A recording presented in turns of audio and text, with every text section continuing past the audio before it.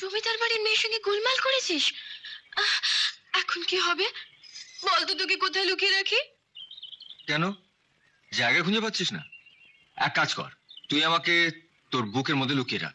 গরিব হয়ে জন্মানোটা মহাপাপ। আমাদের বেঁচে থাকার জন্য দয়া চাইতে হয়, করুণা চাইতে হয়। তাই প্রতিবাদের ভাষা আমাদের মুখে মানায় না রে। ওই লোফারটাকে আমি বুঝিয়ে দেব যে আগুন নিয়ে খেলতে হলে সেই আগুনে শুধুমাত্র নিজের হাতটাই পড়ে। এই এই কি হলোটা কি? শিট!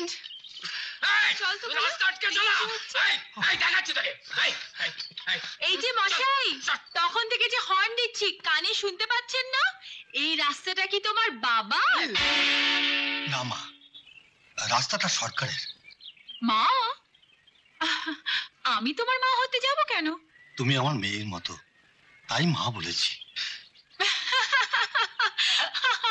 তোমার মেয়ের মতো? নিজের দিকে একবার ভালো করে তাকিয়ে দেখেছো? শোনো, আমার কপালটা এত খারাপ হয়নি যে তোমার মতো গরিবের ঘরে আমার জন্ম হবে।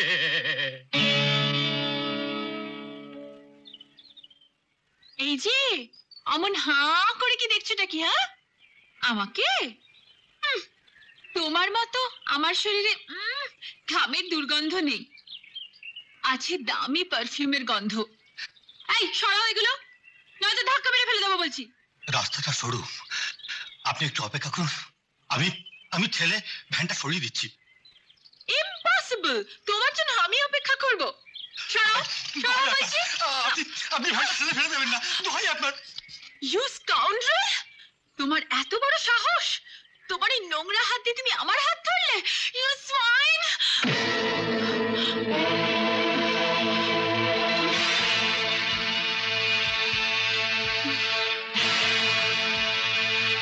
তুমি জানো কার হাত ধরেছো? একজন অহংকারী ধনী দুলালির মেয়েরা, যে হাত দিয়ে ওর মতন একটা গরিবকে চড় মারতে গেছিল। তোমার জানা উচিত, হাত কিন্তু শুধু ধনীদের থাকে না, গরিবদেরও থাকে। এখন যদি এই হাত তোমার গালে চড় মারে, তাহলে এই হাতটা ধরার মতন কিন্তু আশেপাশে কেউ নেই। ইউ কেউ ভূত! তুমি জানো না আমি কে? আমার জানার দরকার নেই যে তুমি কে, কোন বাড়ি থেকে এসছো, কিন্তু তুমি একটা কথা জেনে রাখো, এই গ্রামে যদি 2-4 দিন থাকতে চাও তাহলে নিজের এই স্বভাবটাকে পাল্টাও, নাহলে গরিবের এই হাতটা দ্বিতীয়বার তোমাকে ক্ষমা করবে না। তাই নাকি? আমার পরিচয়টা পেলে বোধহয় এই কথা বলতে আর সাহস পেতে না। বলেছি তো, তোমার পরিচয় জানার আমার দরকার নেই, বরং তোমার ক্ষমতা দেখাবার জন্য তুমি আমার পরিচয়টা জেনে নাও। আমার নাম মধু। আমার হাতে দোতারাটা দেখছো না? এই দোতারাটা বাজিয়ে আমি এই গ্রামের লোকদেরকে গান শোনাই। তাই এই গ্রামের যে কোনো মানুষকে আমার নাম জিজ্ঞাসা করলে আমার বাড়িটা দেখিয়ে দেবে। চলো রহিম চাচা, চলো। আরে দাঁড়াও, শুধুমাত্র জেনে যাও আমি জমিদার বাড়ির মেয়ে। সরো। জমিদার বাড়ির মেয়ে? কি ভাবেটা কি নিজেকে? ওই মৌচাকের মধুর কথা কেউ শোনেনি, শুধুমাত্র আমি ছাড়া। আমি হলাম তোমার 1 নম্বর চামচা, কাজে তোমার অপমানের কথা কেউ জানতে পারবে না। ভয় পেয়ে গেলেন রহিম চাচা? ভয় নেই।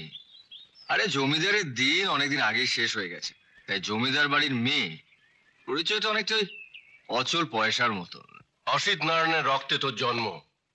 কেউ যদি মনে করে এই গ্রামে থেকে তোকে অপমান করে তার শরীর দিয়ে রক্ত ঝরবে না, তাহলে কিন্তু সে ভুল করবে। হ্যাঁ, বাবা, আমি ওর কথা শুনে মনে করেছিলাম এতদিন তোমার সম্বন্ধে যা শুনেছি সব বুঝি মিথ্যে। মনে হয়েছিল এই গ্রামে তোমার কোনো মূল্যই নেই। তুই জানিস না মলি, জমিদারি না থাকলেও এখন এই গ্রামে অসিত নারায়ণ চৌধুরীর সামনে কেউ জুতো পরে আসতে সাহস পাবে না। অথচ তোমার একমাত্র মেয়ের গালে চড় মারার সাহস কিন্তু এই গ্রামের একজন দেখিয়েছে বাবা। তুই শুধু ওর নাম ঠিকানাটা আমাকে এনে দে, তারপর ওকে ধরে এনে তোর সামনে এমন শাস্তি দেব যে মরার আগে পর্যন্ত ওর মনে থাকবে। না, তোমায় কিছুই করতে হবে না বাবা। শুধু এই কথাটা আমি তোমায় জানিয়ে রাখলাম। আমি তো তোমারই মেয়ে। ওই লোফারটাকে আমি বুঝিয়ে দেব যে আগুন নিয়ে খেলতে হলে সেই আগুনে শুধুমাত্র নিজের হাতটাই পড়ে। তুমি কি মনে করে এই অপমান জমিদার বাড়ির বড় বউ সহ্য করবে? করবে না। মধুটাকে নিয়ে হয়েছে আমার যত জ্বালা। রাম বাবাজি, মধু কোনো অন্যায় করেনি। মধু সত্য কথা বলেছে। এটা সত্য যুগ নয় রহিম চাচা। সত্যি কথা বললে এই যুগে বিপদে পড়তে হয়। মধু তো জানে না জলে বাস করে কুমিরের সঙ্গে লড়াই করা যায় না। কি করেছিস তুই? জমিদার বাড়ির মেয়ের সঙ্গে গোলমাল করেছিস। এখন কি হবে বলতো? তোকে কোথায় লুকিয়ে রাখি? কেন জায়গা খুঁজে পাচ্ছিস না? এক কাজ কর, তুই আমাকে তোর বুকের মধ্যে লুকিয়ে রাখ, তাহলে কেউ আমাকে খুঁজে পাবে না। আমি তো তোকে আমার বুকের মাঝে রাখতে চাই মধু, কিন্তু এই সত্যি কথাটা তোকে আমি কিছুতেই বলি বলি করে বলতে পারি না। কি রে, কি হলো? না না, কিছু না কিছু না। এক কাজ করি, আমি না হয় তোর হয়ে ওই জমিদার বাড়ির মেয়েটার কাছে গিয়ে ক্ষমা চেয়ে আসি। হ্যাঁ, কেন তুই ক্ষমা চাইবি? কেন তুই ক্ষমা চাইবি? এটা কেন? তুই কি ভেবেছিস যে জমিদার বাড়ির মেয়েটা আমাকে মেরে ফেলবে? দেবী, আমরা গরিব বলে কি আমাদের বুকে সাহস নেই? দেখ, বেশি সাহস অনেক সময় বিপদ ডেকে আনে, বুঝলি? আচ্ছা, তোর যদি কিছু হয় তাহলে? তাহলে কি বল? কি? জানি না। আমি কিন্তু জানি। কি জানিস? আমার কিছু হলে তুই খুব কষ্ট পাবি, এই তো? শোন দেবী, আমার এমন কিছু হবে না যাতে তুই কষ্ট পাবি। ও হ্যাঁ, বলতে ভুলে গেছি, তোর জন্য আমি একটা জিনিস এনেছি। কি জিনিস? এক সময় বাড়িতে আসিস, তখন দেখাবো। এই চলে, পর্দা ফেরার সময় হয়ে গেছে। একসঙ্গে খেতে না বসলে বাড়িতে এখন কুরুক্ষেত্র বাঁধিয়ে দেবে। চলে রে।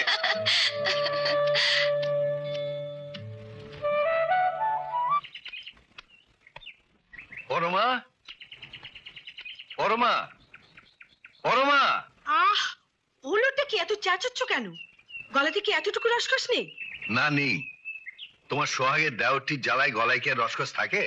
আমার সোহাগের দেওয়ারটা কিন্তু তোমার সোহাগের ভাই, যাকে ছেড়ে একবেলা ভাত খেতে পারো না।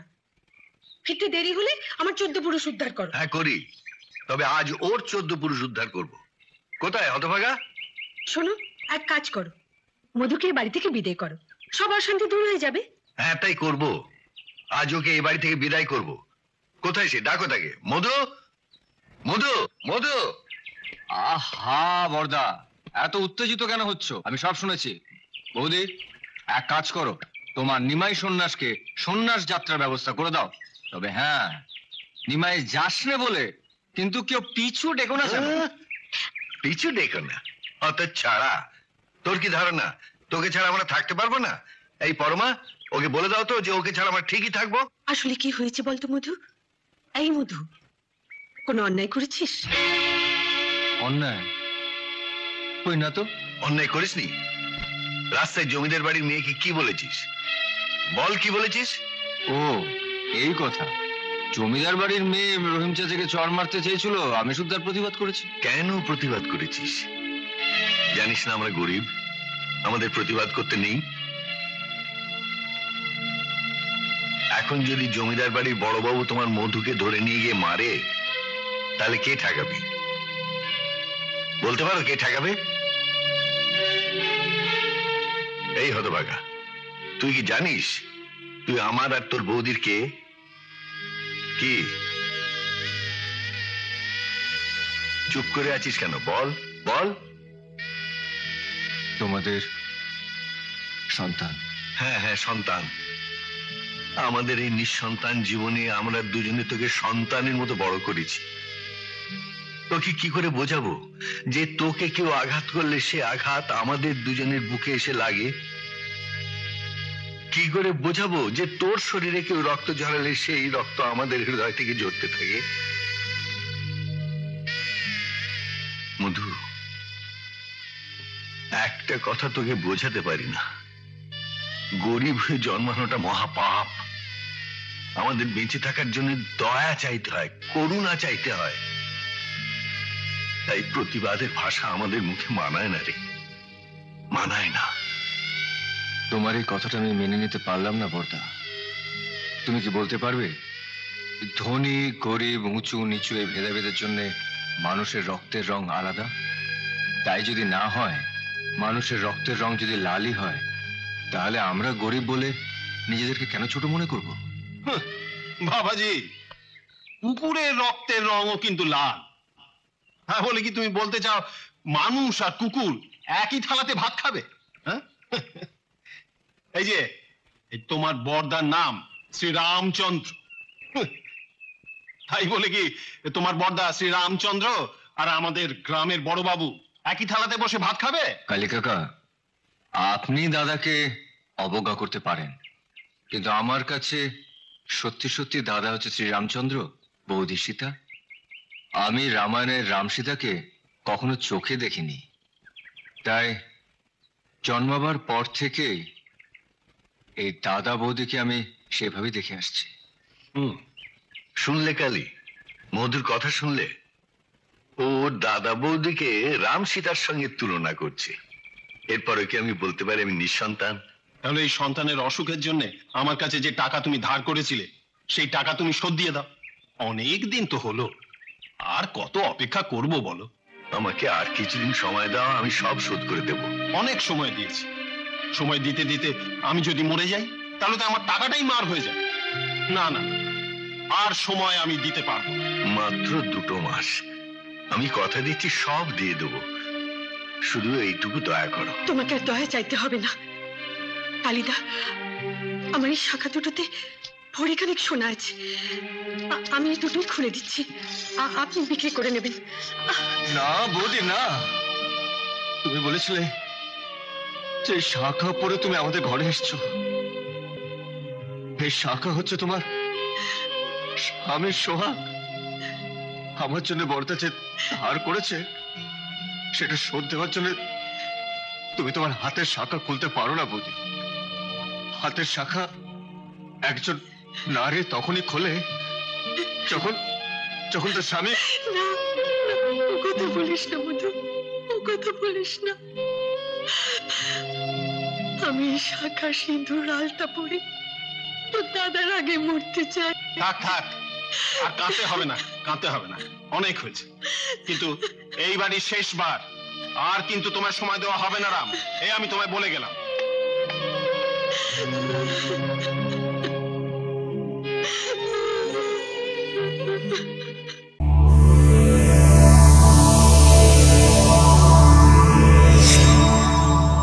এমন আরো অনেক ভিডিও দেখতে এই চ্যানেলটি সাবস্ক্রাইব করে নিন এবং পাশের বেল আইকনটি প্রেস করে দিন।